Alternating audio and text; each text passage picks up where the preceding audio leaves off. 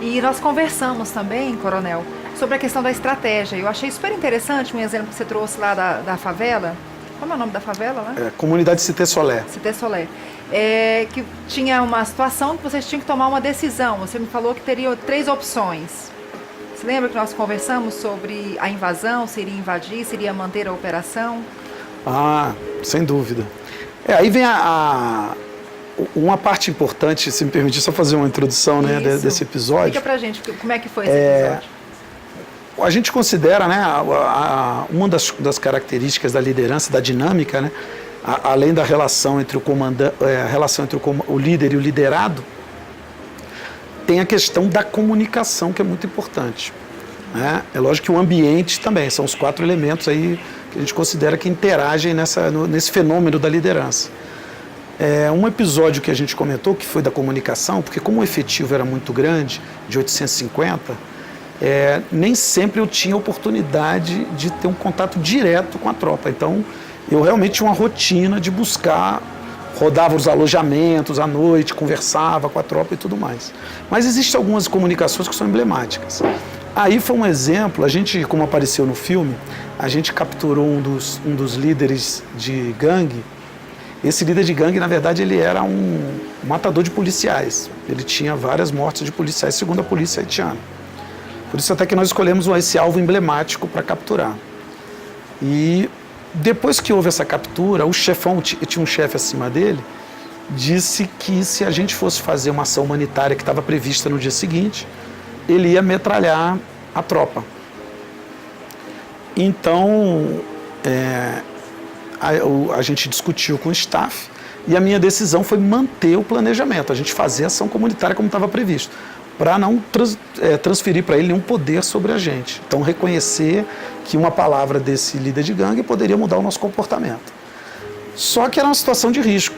Então, a gente fizemos um planejamento para preservar a população, afastamos a população, né, e a gente colocou a tropa para fazer esse trabalho. E nesse dia, eu como comandante, né, eu fui para frente da escola e durante as 2 horas que a gente fez esse trabalho, eu fiquei parado na frente da escola. Então aquilo ali era uma mensagem que eu queria passar, primeiro para os meus subordinados, né, de que se eles estavam correndo risco, eu estava correndo risco junto. Depois para o bandido, né, de que ele não tinha poder sobre a gente, que eu estava ali na frente, e para a população que sabia da ameaça e queria ver o nosso comportamento. Era um cheque do nosso comportamento. Então eu considero aí que foi uma oportunidade que eu tive de mandar uma mensagem direta de exemplo, né, de como se portar para a minha tropa. E a tropa, quando via que estava correndo risco, mas o comandante estava à frente, ela realmente seguia o exemplo, aí segue quase que cegamente o exemplo. Né? A gente teve um episódio muito interessante também, se me permite contar. Na primeira semana, eu acompanhava os patrulhamentos à noite dentro dessa comunidade. E logo na primeira semana, a gente teve o primeiro confronto. Eu assumi um comando numa quinta-feira. Na quinta-feira seguinte, foi o primeiro confronto com a gangue. E eu tive sorte de estar no grupo. A gente tinha um grupo de 30, ele se dividiu em 3 grupos de 10, entramos em 3 becos, e a gente ia se encontrar depois fora dos becos. E o grupo de 10 que eu estava acompanhando foi o grupo que encontrou uma gangue, a gente recebeu tiro de perto, né? Ainda bem que eles não tinham um bom treinamento, erraram o tiro.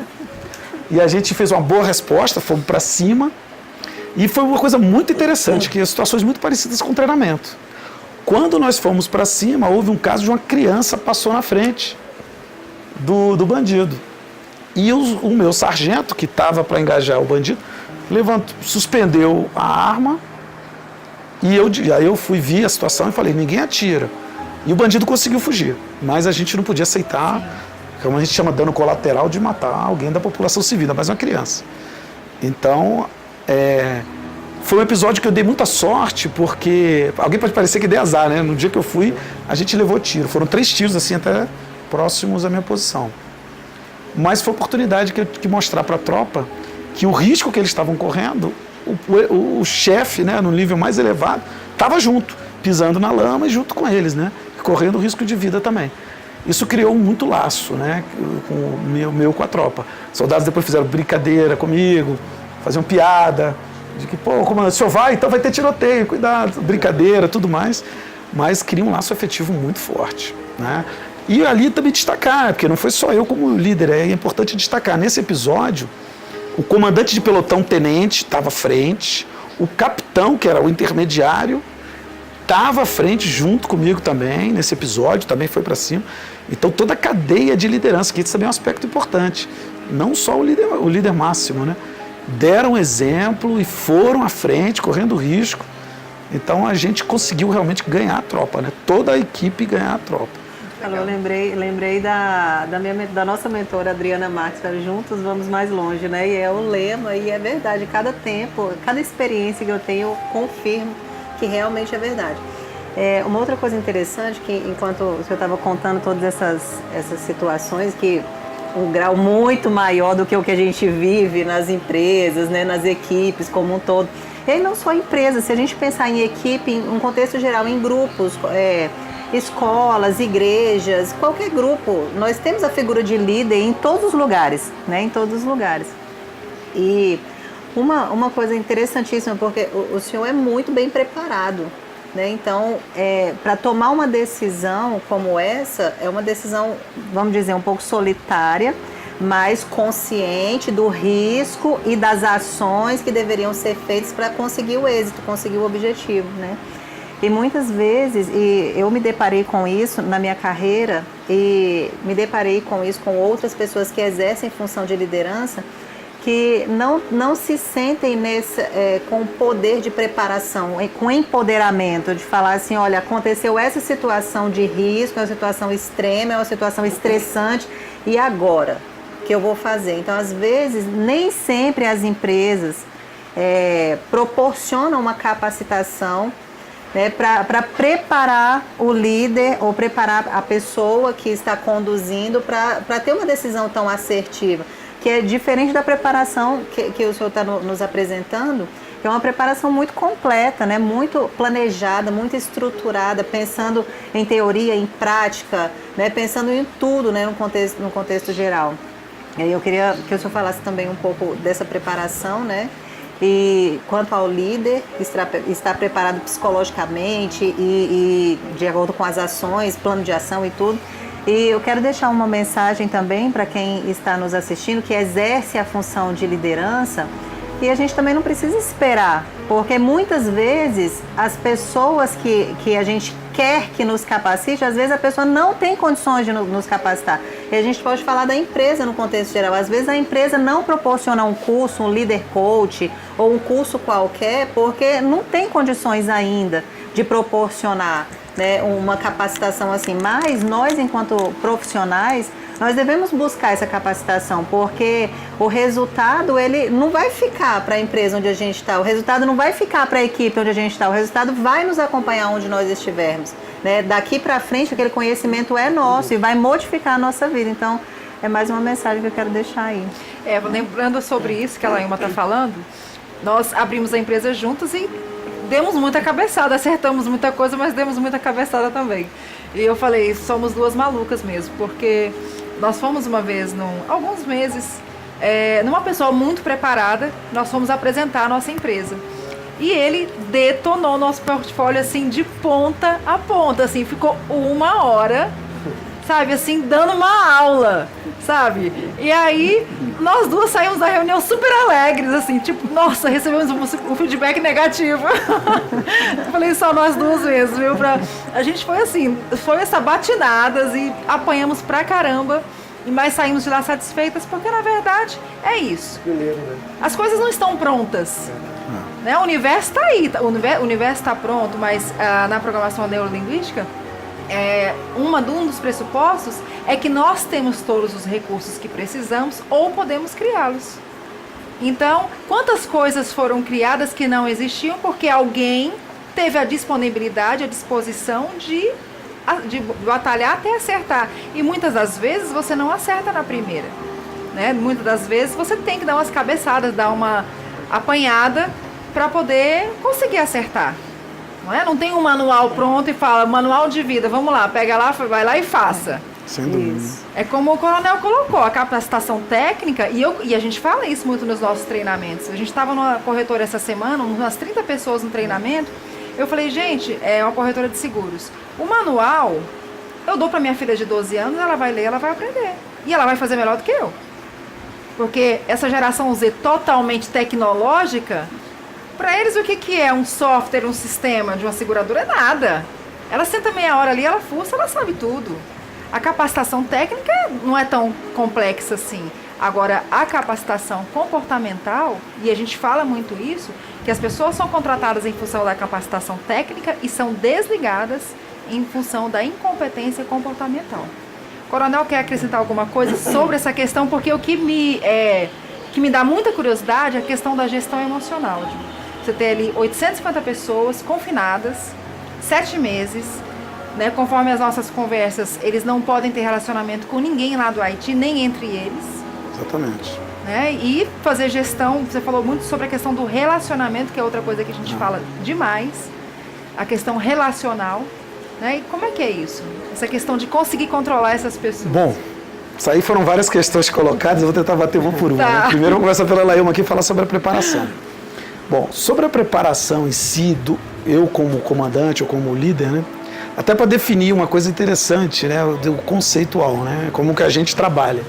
O comandante, ele trabalha com 2 ferramentas principais. Uma é a liderança, que é quando você conduz as pessoas, você motiva e muda o comportamento e conduz as pessoas a atingir os objetivos institucionais, né, que a gente deseja. E existe um outro que é a autoridade, porque nem sempre você vai conseguir tudo com liderança. Então tem pessoas que não são totalmente sensíveis, ou você mesmo por uma questão pessoal pode não conseguir alcançar, influenciar aquela pessoa, e você tem uma autoridade, você tem que equilibrar. O ideal é que o líder, ele trabalhe muito mais com a liderança do que com a autoridade formal, vamos dizer assim. Eu, como coronel, tenho que dar uma ordem, faça isso, e não convencer a pessoa de que aquilo é importante, que ele tem que fazer, que é a função dele, etc. Bom, primeiro definido esse conceito. Nessa preparação, primeiro eu tive que dimensionar o desafio. O desafio era...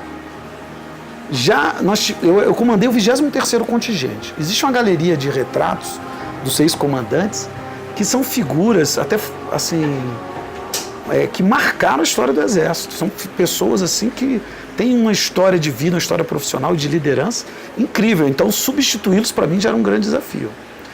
Segundo, conduzir 850 pessoas numa situação de tensão, de confinamento, com uma série de riscos de doença, de tiro, nós já tivemos mortos, feridos, coisas que poderiam acontecer naquele ambiente. Então eu tinha que estar preparado para responder.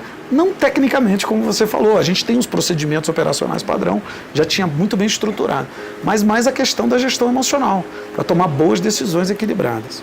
Então a primeira coisa que eu fiz no meu trabalho, quando eu recebi a missão, foi dimensionar o desafio, e depois que eu dimensionei o desafio, eu fiz uma autocrítica. Eu fiz um estudo e identifiquei, por exemplo, alguns pontos da minha personalidade que eu deveria trabalhar. Então, uma coisa particular, que não foi institucional, que eu tomei a iniciativa de fazer, foi eu contratei uma psicóloga e durante toda a preparação, ninguém nem sabia disso, nem o pessoal do Exército sabe disso, né? A primeira vez que eu estou comentando, e eu discutia com ela tudo que ia acontecer, eu projetava os problemas, as questões emocionais, as questões pessoais, de me afastar da família e tudo mais. E fui trabalhando isso aí. Então, por exemplo, um ponto, né? Às vezes eu tinha um temperamento, né? Que eu esquento a cabeça fácil. Isso é um ponto altamente negativo num ambiente tenso. Então eu tive que treinar, e já no treinamento, vários episódios eu me controlava, mantinha o equilíbrio, escolhia o melhor momento para tomar decisão. Normalmente eu não tomava no momento de calor, eu deixava para tomar no dia seguinte, se era possível. Escutava meu staff, eu tinha um subcomandante muito bem qualificado, tinha um staff muito bem qualificado, então eu escutava o meu staff. Nem sempre eu decidia igual o que eles me assessoravam, mas a maioria das vezes eu decidia igual, mas sempre escutava. Esse foi um ponto. O segundo foi criar mecanismos de autoavaliação, né? Então, durante o período eu tinha que dizer, pô, estou bem, estou mal, eu vou me afastar um pouco para me preservar, vou me afastar para me acalmar, para não contaminar o comportamento, para não anular as outras lideranças. Então você se gerenciar durante todo esse processo. Foi um ponto importante. E o outro ponto que eu considero fundamental também foi o laço com a tropa. Aí a questão da empatia, me colocar no lugar, entender, conversar com o soldado, ver os problemas pessoais, ver as experiências pessoais para identificar quem era cada figura, cada grupo, o que representava, o que eles tinham deixado para trás, para poder entender o sentimento deles. Então, por exemplo, um laço importante, houve uma enchente durante o período da preparação, que a gente parou a preparação para socorrer a população. Nessa enchente lá em Pelotas, um canal que era de água suja, né, o esgoto, ocupou todo um lago, todo um bairro, o bairro do Laranjal lá. E a gente foi ser empregado lá. Quando a gente chegou, eu vi uma cena muito interessante. Logo que eu cheguei, eu vi os 2 capitães comandantes de companhia dentro da água imunda, tirando móveis das casas, ajudando a população e tirando a população das casas. E aí eu vi isso, eu percebi o seguinte, eles estavam aproveitando a oportunidade. Porque eu acho que a questão central, aí, uma questão muito importante, é se aproveitar cada oportunidade. Então aquilo era uma oportunidade de liderança. Então a primeira coisa que eu fiz quando eu cheguei com a minha equipe, com o meu staff, já entrei na água suja, imunda, já fui numa casa, já peguei um sofá, botei nas costas, já botamos no caminhão e fui acompanhando. Então a tropa segue totalmente. Na verdade já existiu o exemplo ali dos capitães que já estavam dando exemplo à sua tropa. Então primeiro eu já vi que eles estavam realmente muito bem orientados, né? Já sabendo o que deviam fazer, mas isso teve uma repercussão com a tropa. Cria um laço de despreendimento, de você se igualar com eles. Falou assim, o comandante nos vê, não de um pedestal, né? Nos vê de igual para igual. Ele, como coronel, está aqui com o pé na água suja. Um episódio interessante dessa preparação, que eu acho que é uma oportunidade, durante todos os 7 meses eu só esquentei a cabeça de toda a preparação que eu tive, né, para não perder a calma. Tive muitos momentos tensos, muitos. Mas muitas noites até sem dormir eu tive também.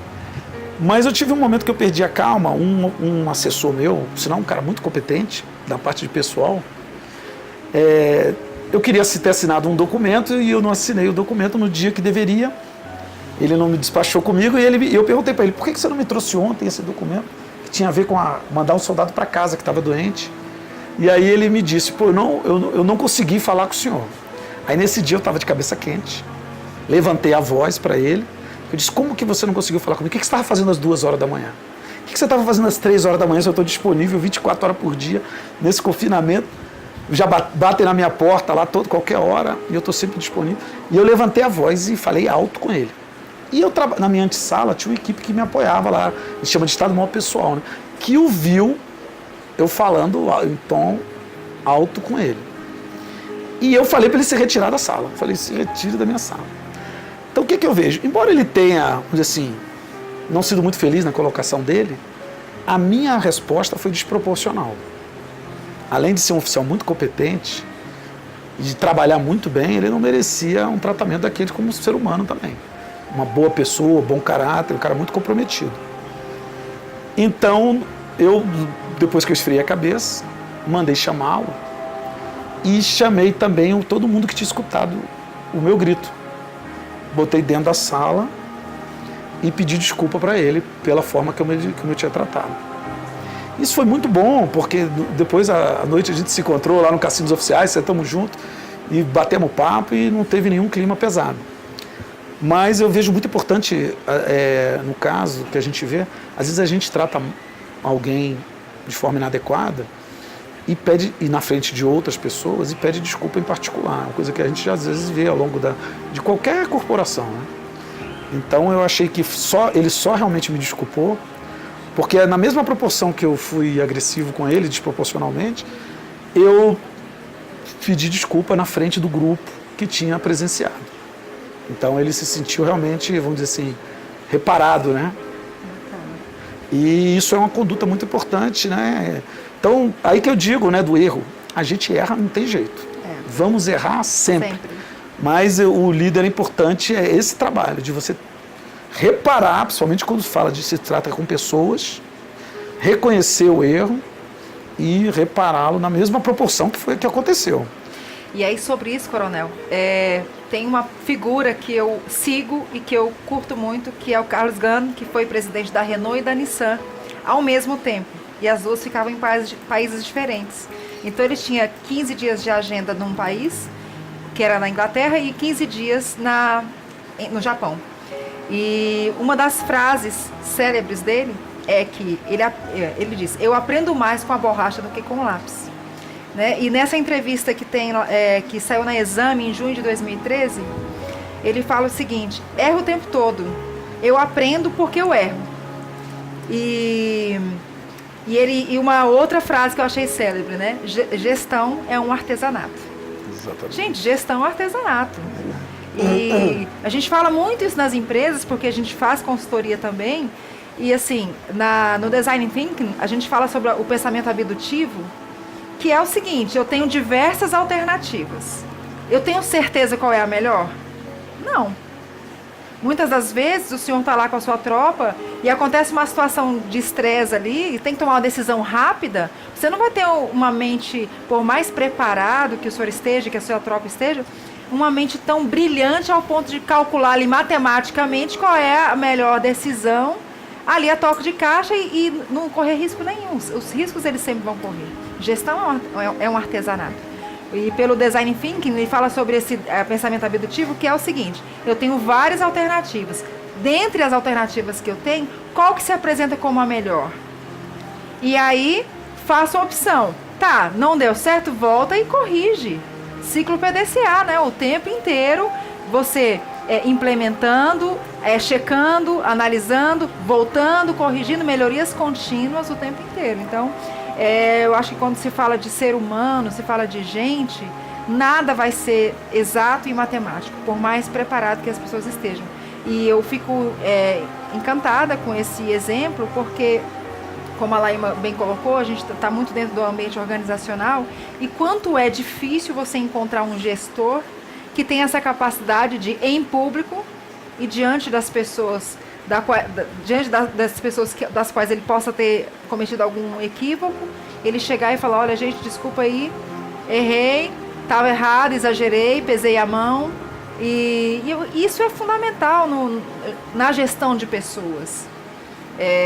Eu tenho 3 filhos e eu costumo dizer que enquanto eu quis ser super heroína para eles me viam lá no altar e falavam: nunca vou conseguir fazer o que minha mãe faz.